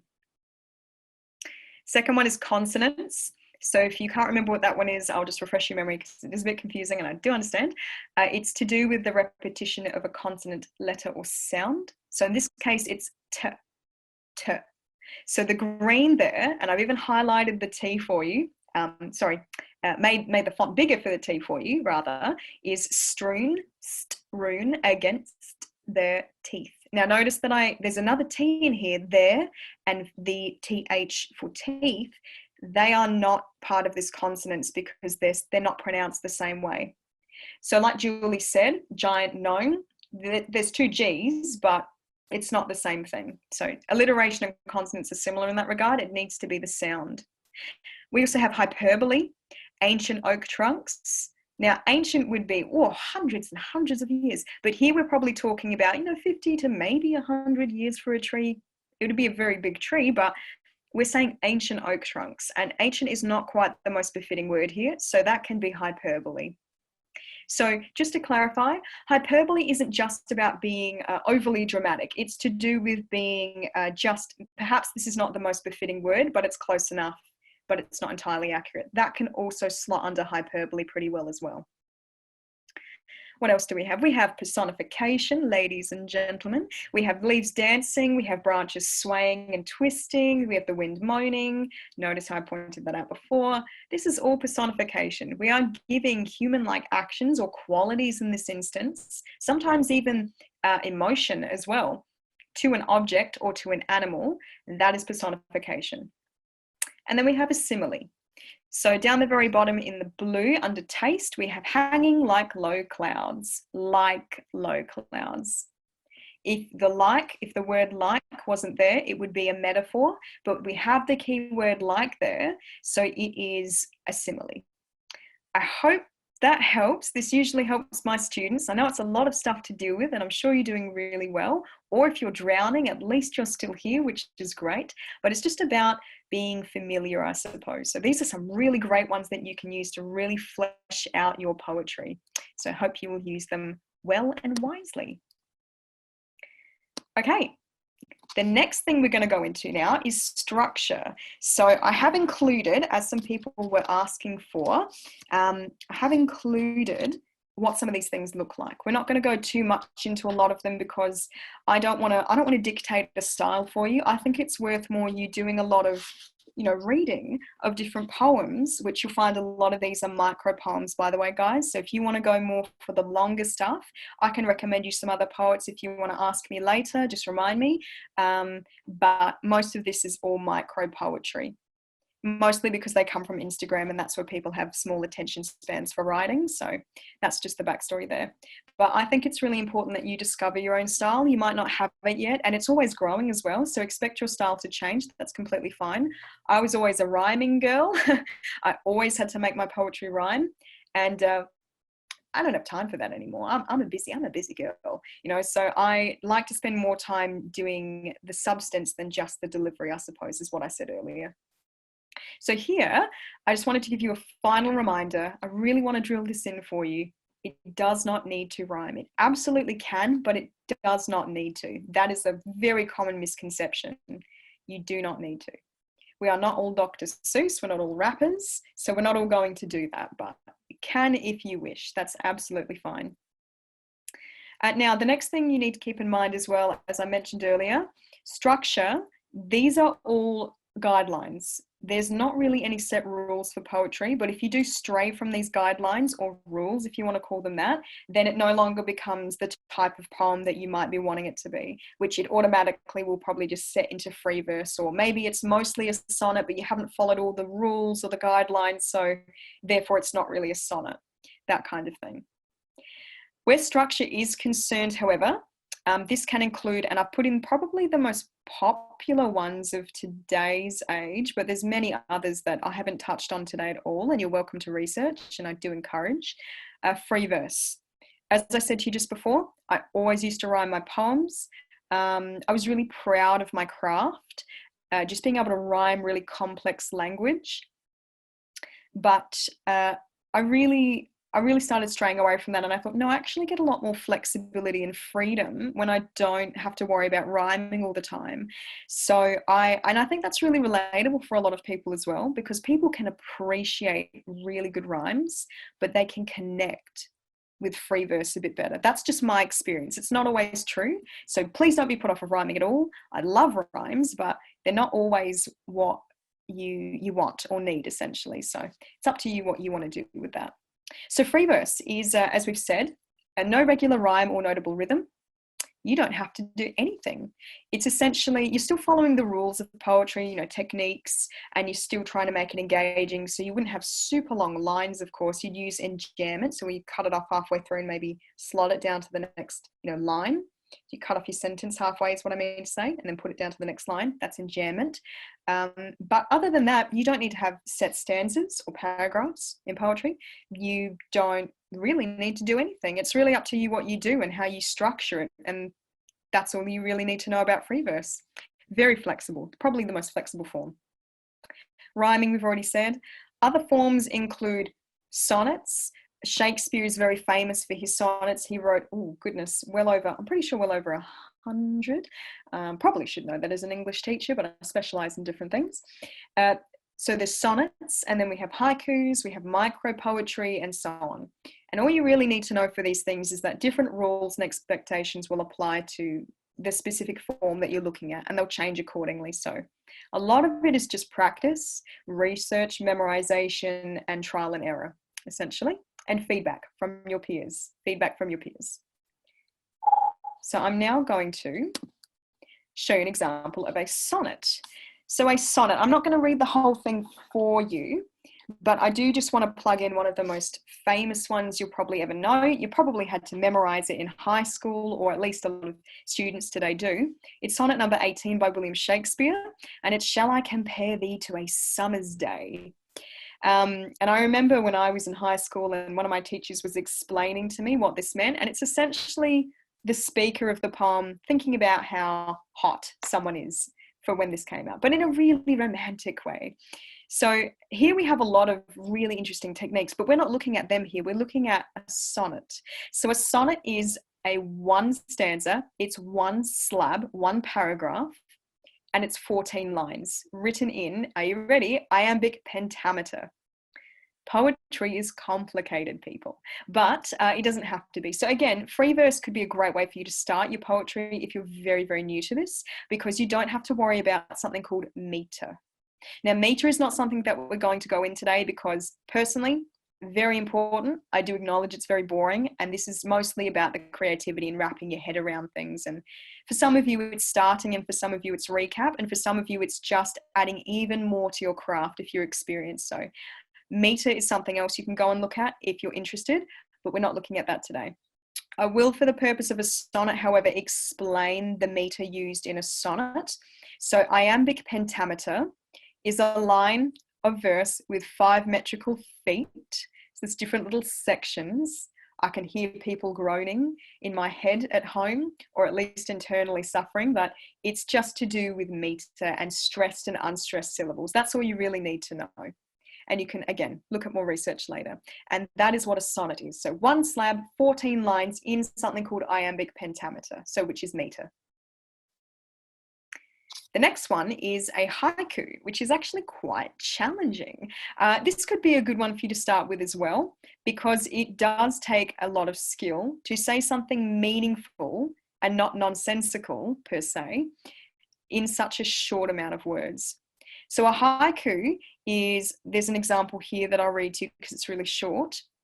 The dying season, autumn brings a blazing end, the long night begins. Personally, I think this is quite impressive because we have personification, we have dying season. Yes, it's literally dying, but dying is often akin to, I suppose you could say, humanistic kind of traits as well, animals as well, but you could argue in a way it's personification. So that's in the first line. We have autumn brings a blazing end. We have consonants. We have but, which is low key. It's low key. It's a weak example, but one nevertheless of alliteration. We have the long night begins. We have the metaphor, and this is only 3 lines. And Natasha Ilsley has incorporated several poetic devices. That is a skill. That is a skill to possess, and it's actually a great way to, I guess, wake you up for poetry and sort of get you rearing. It could be one of those perhaps. Writing prompts, I suppose you could say. So that's a good one for you to look at too. A little bit of facts about a haiku is that it is a form of micro poetry, which I'll explore a little bit more shortly. And essentially it comes from Japanese culture. I don't remember the intense history about it, but it is quite interesting. And there are some really, really beautiful Japanese, when translated, haikus that are just, you'd have to read them to understand how much can fit into such a short span of time and words and syllables. So fully recommend that. But there is something to keep in mind with haikus. It's not just 3 lines. It's actually a certain amount of, are you ready, syllables per lines. So it's actually pretty complicated stuff if you're not too familiar. So line 1 should have about, and haikus do sort of chop and change a little bit, but this is usually the steadfast rule. Line 1, 5 syllables. Line 2, 7 syllables. Line 3, 5 syllables. So 5, 7, 5. 5, 7, 5. And that's a typical haiku. So as you can see, it does take a bit of skill, but it's actually a fun kind of thing to do as well. Now, free verse. I've already touched on this, but I just thought I'd give you an example anyway, just to explain to you that the lines don't need to be super long. And I'd like to show you an actual example of enjambment because I've been telling you about it. That's a structural device, by the way. So it's not a poetic device in the sense of, oh, it's a sound device. No, it's an imagery device. No, it's not. It's structure. So it falls under form and so on. So that's just something else to keep in mind too. But free verse, has no rhyme, no rhythm, and no clear rules. You can rhyme, but if it's not consistent, it's still free verse. So that's absolutely fine. For example, you might have a really long poem in free verse or a short one, and then the last 2 lines rhyme to draw attention to those last 2 lines. It's still free verse. That's still completely fine. So if you still have that rhyming couplet at the end of your stanza, or stanzas rather, that is still free verse. That's okay. So I'll just read you a short little one of one of my pieces of micro poetry. Home, I've found, is not a place. It is carried with me everywhere. My suitcase full of hearts and moments and warmth. Now here you can see that in this 3rd and 4th line, we've got, it is carried with me everywhere. That's enjambment, because there's no reason why I couldn't have just put everywhere directly after me. What I've wanted to do when you read this is I've wanted to break it up for you. So when you go, it is carried with me, it draws attention to, I carry this with me. And then the part that says everywhere, that's not what you're looking at with this line. It's all about me, right? It's all about me and how I think about things. So it is carried with me everywhere, not just sometimes, but everywhere. So then I've drawn your attention to the third line, which is about me. And then the fourth line, which is just simply about me bringing it with me everywhere, not just at night, not just at day, not just, Tuesdays, that kind of thing, everywhere, all the time. So enjambment is, as we mentioned before, a great way to just sort of, there we go, just a great way for you to break up things and really hook your reader consistently. It's a good way to digest the information too. I love poetry. I do love it very much, but I cannot focus when there's just so much, a thick slab of text. Breaking it up like this will keep your readers hooked. Guarantee it. Okay, now, surprise, this is also an example of micro poetry. So this was the previous slide. So same poem, but I'm also explaining to you how it's micro poetry. So technically this is two forms in one. It's free verse. So remember that form is just a type of poem. It's free verse and it's a micro poem. So micro meaning small, of course. It's short, just like a haiku is a version of micro poetry. And the rules with this are thus: doesn't need a rhythm, doesn't need a rhyme, can have a rhythm, can have a rhyme. No clear rules unless you want them to be. It's very, very flexible. So it's not a sonnet because it's not 14 lines. It's not a sonnet because it isn't in iambic pentameter. And I know a lot of you are probably thinking, oh, well, how many lines make it no longer micro poetry? There's no actual clear rule for this. So if you're doing it more, I'd say if it's any more than 10 lines, it's probably not micro poetry anymore. Micro poetry ranges between, are you ready for this, 2 lines to 10. 1 line is generally not really a poem, but you'll see, for example, when you read some things like Atticus' poetry, he has just 1 line and it's called a poem. Now, I'm going to show you something that I'm sure you relate to. My beautiful Year 12 Shaq, she doesn't mind that I'm sharing this. She said to me that she's getting really into poetry now, which I'm so proud of, because she was a bit like before, and now she's a beautiful poet.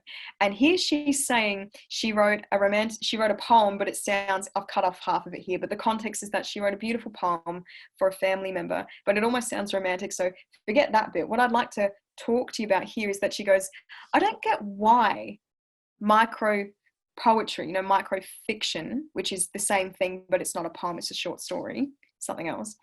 I don't get why it's a poem if it doesn't rhyme. And also when you look up poems on Pinterest, so this is another social media thing, and there's like 5 words on a page and it's just a phrase, how is that poetry, Miss Von Alpen? Very bamboozled and not feeling very wise and sagey. And I have to know, thank you for all that you do. Enjoy your isolated weekend. You are fantastic. Long live the Queen, right? That's what she's written here.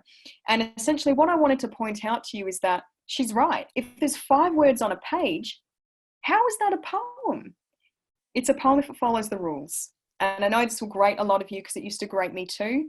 One of my most famous poems on the internet, it's got a lot of traction and then got me an interview for an overseas magazine and stuff, is I fall like a star, but I rise like the sun. That's only 4 lines and it's really, really short. I don't think it's more than, it's no more than 10 words or something off the top of my head, but it's a very, very short piece of poetry, but it packs in so much and it leaves so much room, I've been told anyway, for interpretation. So that's what you're looking for here. That still makes it a poem. It's probably not your niche. It is a very new thing, but if you do like it, absolutely. That's something that you can go with. It's at least something that could potentially get you started. So there you go. So we've looked at techniques, we've looked at structure, and now we need to look at emotion. So I need to make this really clear once more because it does get confusing and you've learned so much already today. Mood and tone are 2 different things. So the tone of a poem is its attitude and the relationship towards the topic and the listener, essentially. So, or in this case, the reader, the writer and the reader. But the tone often comes across in the speaker. So you might not put I, like personal pronouns, in your poem. You might not put I think this, I do this, I did that. It might just be they. You might have third person where they or he or she did that. You're talking about someone else and they're your speaker. That's fine. But it's all to do with, for example, it's all to do with how they perceive the world around them and how they do this and how they do that as well. So that's something really important to keep in mind. The purpose, function, when to use it, when not to use it, that's a little bit interesting because, you know, you think, oh, when do I put too much emotion and when is not enough and so on. So that's something really clear to keep in mind is purpose. It's back to the original purpose of poetry itself. It's to communicate an important message. Its function is to increase the importance of a piece, make it more impactful. When not to use it, when your piece is dry, essentially. Sorry, when to use it is when your piece is dry. When not to use it is when you've already had a lot of that emotion. Remember the rule of the do's and don'ts of conventions? You don't want to be over the top dramatic. You don't want a lot of hyperbole unless you want your poem to be funny. You know what I mean? That's what you're aiming for here, essentially. It's not too much, not too little. It's that fine balance. It's a skill. So I think we're actually doing really well for time, which I'm happy with. So surprise, surprise, we're going to go back and we're going to go all the way back here and we're going to do that other exercise to do with emotion. So this will be a good way to break it up for you because look at all this stuff you've learned. Look at all that lovely learning. And we're here. Show, don't tell. What I'd like you to do while we're talking about emotion, oh, I just heard some thunder. I don't know if you heard that through my screen. Sorry about that. Show, don't tell.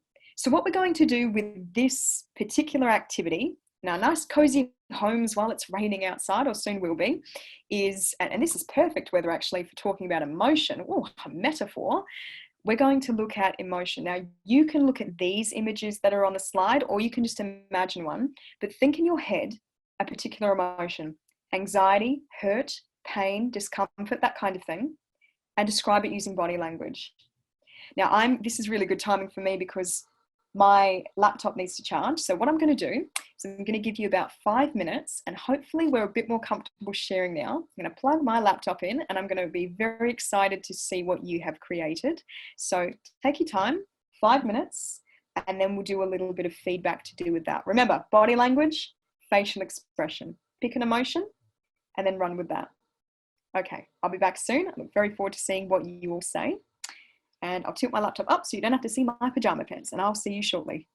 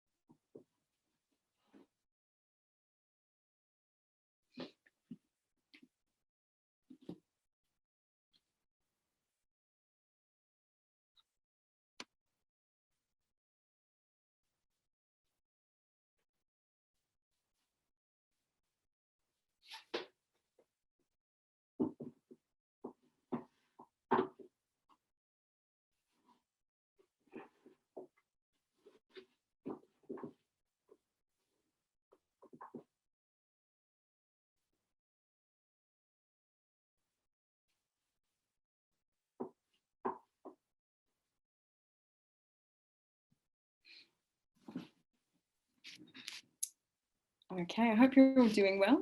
Don't worry, you've still got about a good 2 to 3 minutes. So I hope that is going well. I just wanted to say to you that while you are doing a little bit of writing, I'll take it upon myself to post some additional, perhaps, poets that you could look up in the chat, and you can maybe save for later. I'm not trying to say whether or not I like or dislike them. I think that would be a bit biased, but I think they are good to expose you to the form and medium of poetry. But I am listing contemporary poets. Actually, you know what? I'm going to list you some romantic poets too, because they're very powerful in their own right. So I'll let you focus, and I'll just quickly put in the text chat some other poets that you could look up to. So about 2 to 3 minutes left, and then we'll share and maybe do a tiny bit of workshopping depending on the time that we have.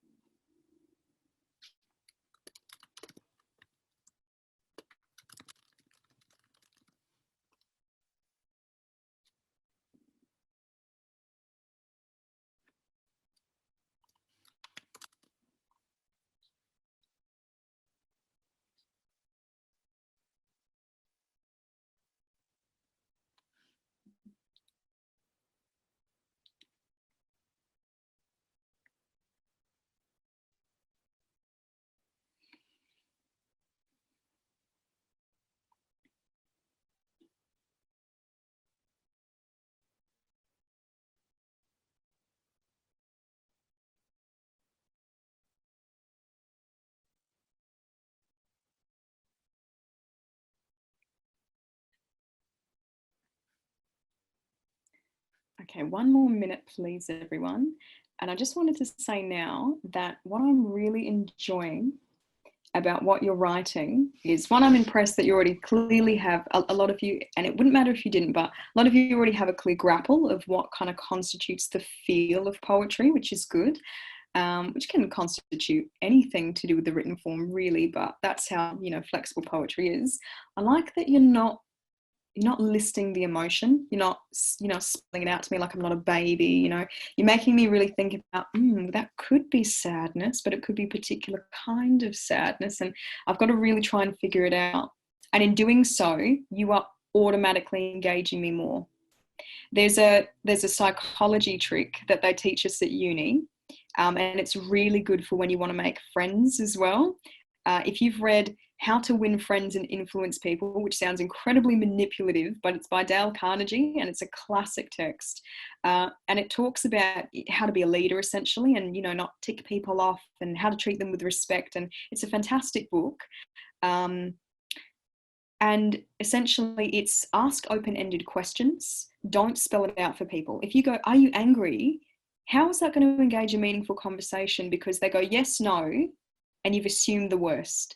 Whereas if you go, "Hey, How are you feeling? That's an open-ended question. It leaves it open to interpretation, and you're going to get more out of people because they have to think more. And that's what your poetry is doing here, your little excerpts. You're making me think, which makes me become immersed. So the more, I know it sounds a bit daunting, like you think, oh, but if I make my readers do all the work, then it's too much effort. If it's too much effort, why are they reading poetry? That's not a reader that you want. You want someone who's going to connect with your work, and this is a way to do that.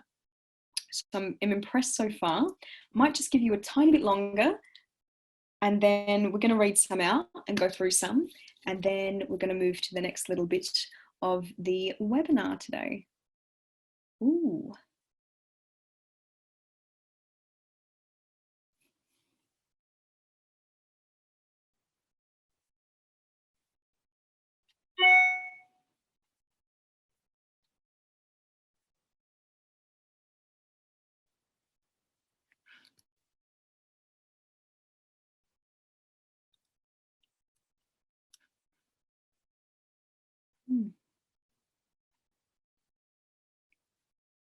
Really enjoying the metaphors, guys. You know I'm a sucker for metaphors. This is too easy.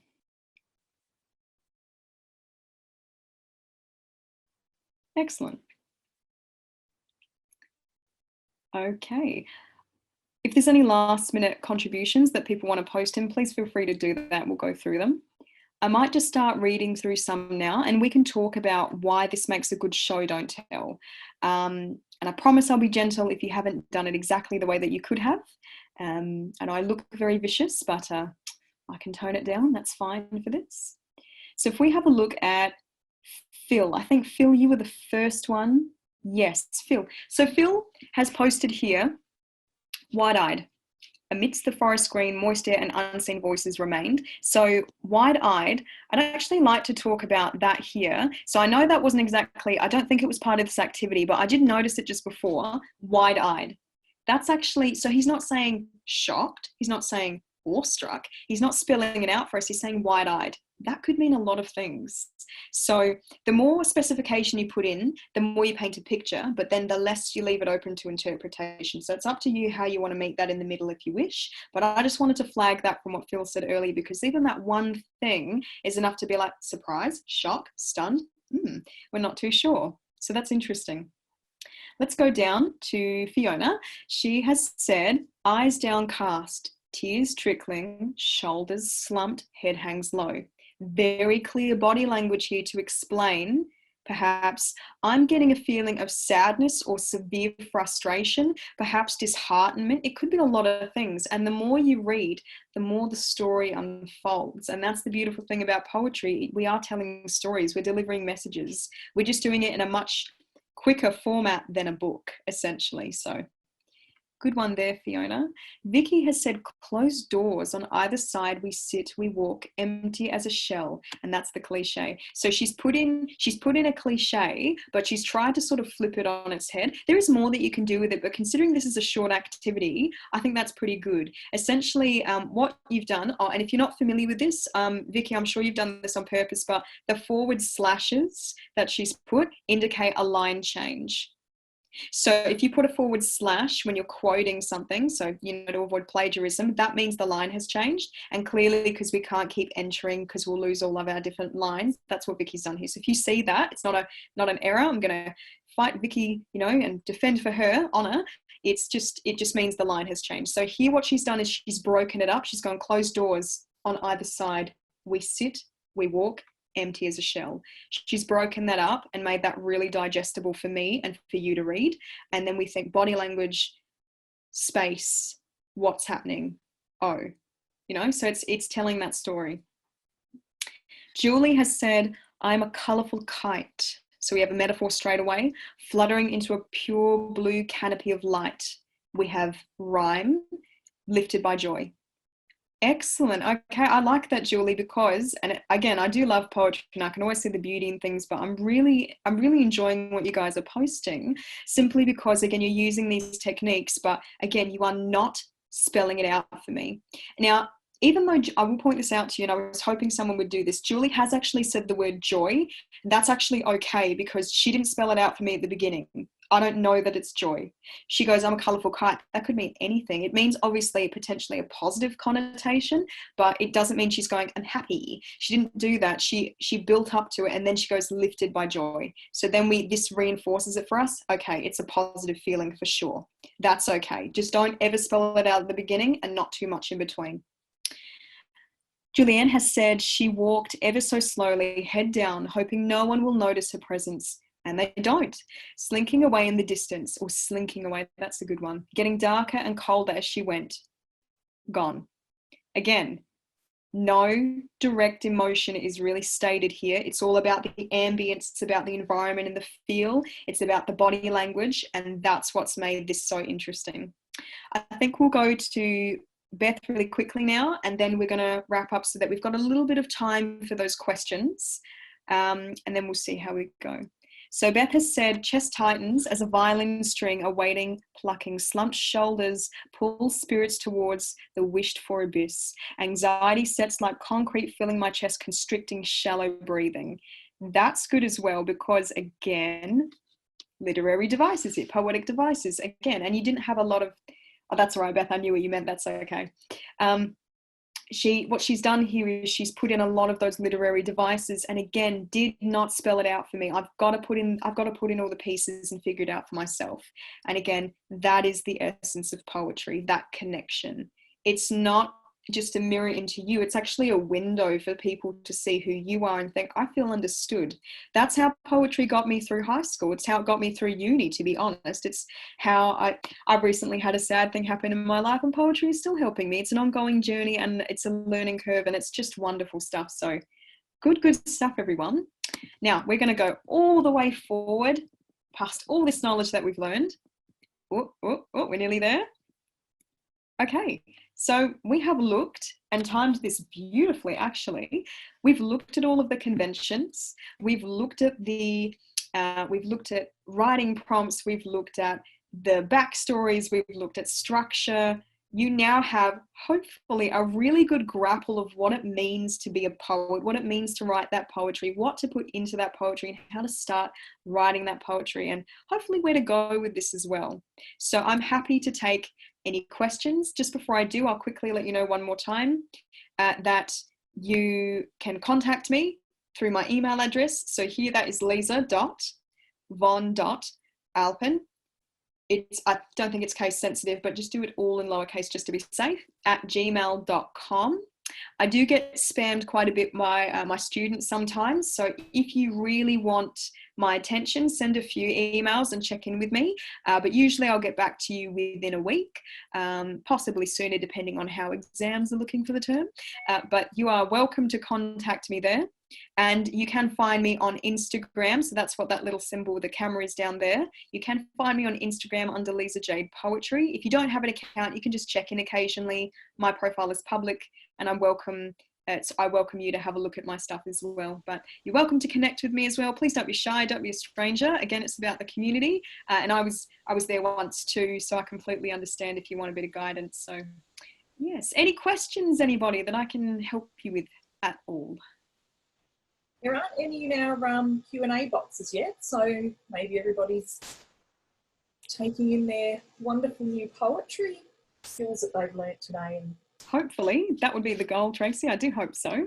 I'm sure you have. It's been wonderful. Oh, thank you very much. I must say, I love your PJs. They're great. Yeah, do you like them? I'm so professional. I really didn't want to say anything, but I thought, no, you know what? It's a stressful time. I think everyone's going through it at the moment. Ooh, Phil has said, sorry, go ahead. Phil has said, in my defense, I love leaving people in the air to interpret my piece as they will. Yes, I agree with that, Phil, very much. You are very welcome, Phil, absolutely. I agree. I think that interpretation element is very important. And again, as I keep saying, and I know I keep sounding like a record player, but it's very important to understand that the more you have a balance of specification but then interpretation, that leaves the window open for someone to connect with you. So you give them your experience, but then you leave it open to be about them. So what I mean by this is that, let's say that you this is a little bit of a nitty-gritty topic, but it's quite personal to me, as I mentioned before. Trauma. If you talk about a specific kind of trauma, then you alienate all of the people with different kinds other than yours. Whereas if you talk about trauma in general and how you can heal from that, everyone else who feels that way can connect with that because it's trauma and not a subset. I hope that makes sense. And it's the same thing with heartbreak. People go through different heartbreak. People go through different phases or stages or feelings of love. And if you talk about one specific thing, that's great, and people can definitely relate to it. But you'll find if it's online, for example, people will think of a very specific thing. It's like when they go through Spotify and a song list, if they don't find a song that leaves enough window for them to go, that's me, oh my goodness, that's me, then you alienate them, and they can still appreciate it, but they can't connect. So I agree, interpretation, very important. Tracy, did I see a question pop up before? Yes, Fiona has asked a question. Do you think anyone can write poetry / be a poet? Oh, that's a good question. No, my students actually ask me this. I think, yes, I think you can, but if you follow the substance of poetry, if you understand what it is, I think anybody can learn it. I think anyone can learn it. But I don't think you can just sit down and with no practice just be, a poet, because that's not what it's about. It's not about putting words on a page. It's about, what it means to put those words on a page. Just in case we have some people leaving now, maybe, I don't know if you are leaving, if you're just thanking me because you're so lovely. Thank you very much, Vicky and Sarah and, Christina. I hope I'm saying that right. Oh, what a lovely spelling. Thank you. I'm so glad you all enjoyed it. Thank you for devoting part of your, is it Thursday? Goodness, what day is it in the week? It's Thursday. Thank you for devoting your Thursday morning to this. I really appreciate it and admire your drive and dedication. So if you are leaving now, thank you so much for joining us. But I believe we have another question, I think, Tracy. Is that right? What have we got? We've got a comment from Lalit. I hope I've said that correctly. So many emotions that we see and face every day, not necessarily tell as well, but once start writing, it is an awesome exercise.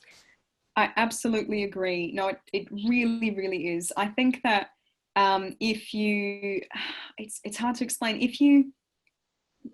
I think closed-minded people don't like poetry because it's too overwhelming, because the possibilities are endless. And personally, as a dreamer and a wanderer, I find that immensely reassuring because it's just amazing. I don't know what to say. Like, I just used to hate poetry. I used to think, so flowery, but it's so much more than that. And I tell you what, without fail, every year when I teach my poetry unit, I get so excited. I leave it until the end of the year, when it's really dry. And then they go, oh man, we waited all year for poetry. And then I start teaching. And even, I know it's stereotypical, but I'm just saying from experience, even the boys that sit in the back corner go, and they sit forward a little bit, and it's just this beautiful thing to observe. There is something in it for everyone, even if you don't take it away with you later. It's pretty amazing. So thank you for the lovely comments, everyone. That's wonderful. I do hope you will connect with me on thine interwebs and we'll see each other again. But thank you so much. Sorry, I have a question here from she says, I reckon some poets who are a bit political, Omar Sakr, if I said that correctly, Sakr, as an example, will offend some people, though you commented to try not to offend, didn't you? Yes. Okay. Excellent point. So I should have been more specific with this, I think. If you are using it as a platform to hurt people rather than critique, that's different. See, now poetry will naturally rub people up the wrong way. It will grate against their nerves because, again, you're dealing with people. It's no different to a book. There are books that write about a very specific angle of a topic, and so it's not, it could be poetry, it could be a song. Songs offend people. The purpose of writing is really, in its core, in a sincere way, it's not to actually hurt people. It's not to attack people. It's again, to educate or to do this or to do that and so on, So it's not that malicious sort of element. So I'm not familiar with Omar Sakr, I think it is. I'm not too familiar with him, but I think it's very similar to R.H. Sin, if you've heard of him. Now, I won't read his stuff simply because there's too much swearing in it and I'm not a huge fan, but I know he's very political, but he also has a lot of beautiful opinions. So it's just that that's your style. That is your personality coming through. So as long as you're not being bigoted and you're not hurting people, it's still poetry. But as soon as you overstep that boundary, it's not good poetry. It could still be a poem, but it's not good poetry because that's not the point. I hope that answers your question. Excellent. Well, I think it's it for today, isn't it, Lisa? We've gone right up just past our time. Perfect timing. Excellent. Okay. Well, excellent. Well, it was great working with you, Tracy, and thank you so much to everyone who hasn't left that I can thank yet again. It's been great, and I really did enjoy reading your contributions, and I'm glad to see that you got something out of it. So hope you have a lovely rest of your week, and I guess just enjoy your newfound poetry and so on. Yeah, so, and thank you, Lisa, for joining us today. What a great workshop. Thank you. Yeah. Everyone that's attended has had fun learning the art of poetry along with you. And I certainly enjoyed reading their contributions in the chat as well. And I'm in no way am I a poet whatsoever. So, but everyone, please keep following the Marion Library's Facebook page, our website, and check your inbox to be kept up to date on all of the upcoming Library Through the Lens presentations and workshops. There was a question from Christina, I think it was. Are you doing any more webinars? I think it was. Let's have a look. Will you do any more webinars? We don't have anything planned at this moment in time with Lisa, but if you would like us to do some more webinars specifically with Lisa, I will certainly chat to her about that. We do have lots more webinars coming up, both some writing workshops and some author talks, some live cooking workshops coming up. So like I said, just keep your eye on our page, Facebook page, our website and your inbox, and you will find out all about those.